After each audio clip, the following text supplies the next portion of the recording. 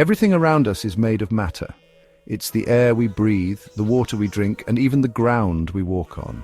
Matter is anything that has mass and occupies space.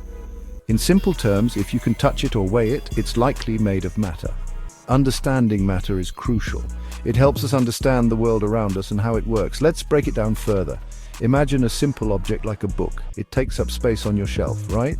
That's because it has volume, and if you try to lift it, you'll feel its weight, which is a result of its mass. These properties, mass and volume, are fundamental to understanding matter. They tell us how much matter an object contains and how much space it occupies. From the smallest grain of sand to the largest star in the universe, everything is composed of matter. Its importance cannot be overstated. It forms the basis of our physical world and governs how objects interact with each other. Whether we're talking about the latest technological advancements or the simple act of breathing, matter plays a central role. Its study is fundamental to fields like chemistry, physics, and biology, helping us unlock the secrets of the universe and improve our lives in countless ways. We've established that matter has mass and volume, but there's another key characteristic that sets different types of matter apart: density. Density tells us how tightly packed the matter is within a given space. Imagine holding two objects of the same size, a cotton ball and a rock. The rock feels much heavier, right? That's because it has a higher density. Density is calculated by dividing an object's mass by its volume. This means a small object like a diamond can be incredibly dense if it packs a lot of mass into a small space. On the other hand, something large like a hot air balloon can have low density because the air inside is spread out over a large volume. Understanding density helps us explain why some things float while others sink. Objects denser than water, like rocks, will sink. Objects less dense than water, like wood or a boat, will float. Density is a crucial concept in various fields. Engineers use it to design buildings and bridges that can withstand stress. Geologists study the density of rocks and minerals to understand the Earth's composition and history. Even in our daily lives, we encounter density when we compare different types of milk or choose cooking oils based on their thickness. Matter exists in different states, the most common being solid, liquid, and gas. Think of water. It can be ice, solid, water, liquid, or steam, gas. The state of matter depends on how tightly its particles are packed and how freely they can move. In solids, particles are tightly packed and can only vibrate in place. This gives solids a fixed shape and volume. Your desk, a pencil, and a rock are all examples of solids. They maintain their shape and size unless acted upon by a force. In liquids, particles are more loosely packed and can move around each other. Liquids have a fixed volume but take the shape of their container. Think of pouring juice into a glass. The juice takes on the shape of the glass but keeps the same volume. In gases, particles are far apart and move around freely. Gases have no fixed shape or volume and expand to fill their container. Imagine blowing up a balloon. The air inside, a mixture of gases, expands to fill the entire balloon. These three states of matter are all around us. Understanding their properties helps us explain everyday phenomena like why ice melts, water boils, and balloons inflate. It also underpins many technological applications, from the design of engines to the development of new materials. Beyond the familiar states of solid, liquid, and gas lies a fourth state of matter: plasma. Plasma is similar to gas but carries an electrical charge. This unique characteristic gives plasma special properties, making it distinct from other states. Plasma forms when a gas is heated to extremely high temperatures or subjected to a strong electric field. Under these conditions, the atoms in the gas become ionized, meaning they lose or gain electrons. This creates a mixture of charged particles, ions, and electrons that can conduct electricity. While plasma might seem exotic, it's the most common state of matter in the universe. Stars, including our sun, are essentially giant balls of plasma. Lightning is another example of plasma we observe on Earth. Plasma has numerous technological applications. Fluorescent lights, neon signs, and plasma televisions all utilize the unique properties of plasma to generate light. Scientists are also exploring the use of plasma in medicine for sterilization and wound healing, and in industry for cutting and welding. Section 5. Building blocks of matter, atoms, and molecules.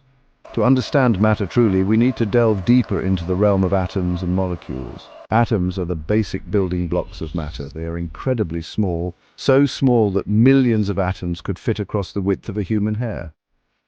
Atoms are made up of even smaller particles, protons, neutrons, and electrons. Protons, located in the atom's nucleus, carry a positive charge. Neutrons, also in the nucleus, have no charge. Electrons, orbiting the nucleus, carry a negative charge. Atoms can combine with each other to form molecules. A molecule is formed when two or more atoms bond together. These bonds arise from the interactions between the electrons of the participating atoms. For instance, a water molecule, H2O, consists of two hydrogen atoms bonded to one oxygen atom. The type and arrangement of atoms within a molecule determine its properties and how it interacts with other molecules. The study of atoms and molecules is at the heart of chemistry, providing insights into the composition, structure, and behavior of matter. Section 6.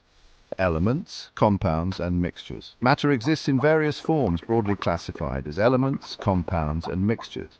Understanding these classifications is crucial for comprehending the diversity and complexity of the material world. Elements are the simplest pure substances and cannot be broken down further by chemical means. They are made up of only one type of atom. Examples include gold, oil, oxygen, O2, and carbon, C. Each element has unique properties that distinguish it from others.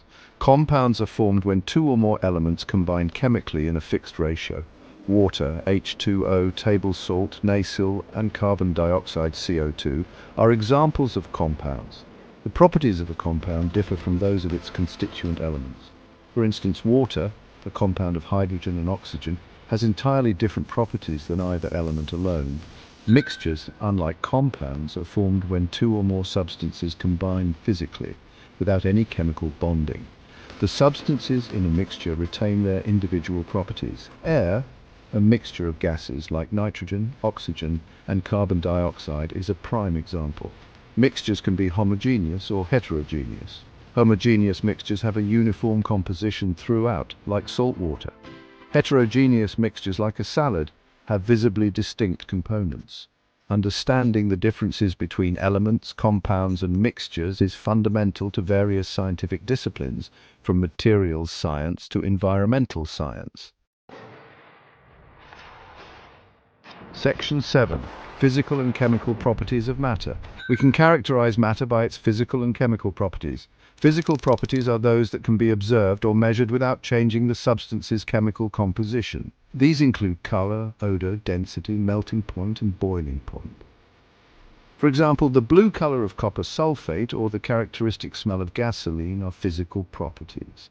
Chemical properties, on the other hand, describe how a substance reacts with other substances or how it changes its composition. These properties are only observable during a chemical reaction.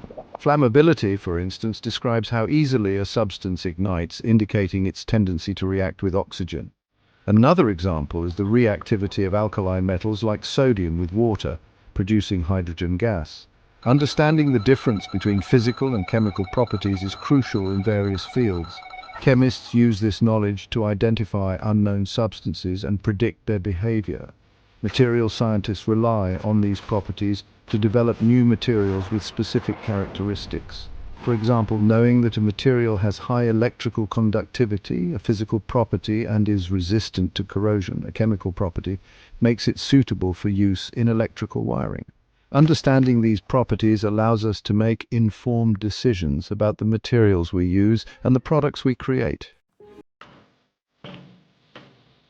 Section 8. Matter in action, physical and chemical changes. Matter is not static, it constantly undergoes changes. These changes can be classified as either physical or chemical, depending on whether the substance's chemical identity is altered. Physical changes involve alterations in the form or appearance of matter, but not its chemical composition. Melting ice, boiling water, crushing a can, or dissolving sugar in water are all examples of physical changes. In each case, the substance's chemical makeup remains the same, even though its physical state or shape may change.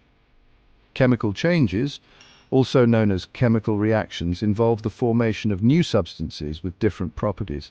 These changes are often accompanied by observable signs like color change, gas evolution, or heat release or absorption. Burning wood, rusting iron, baking a cake, or digesting food are examples of chemical changes.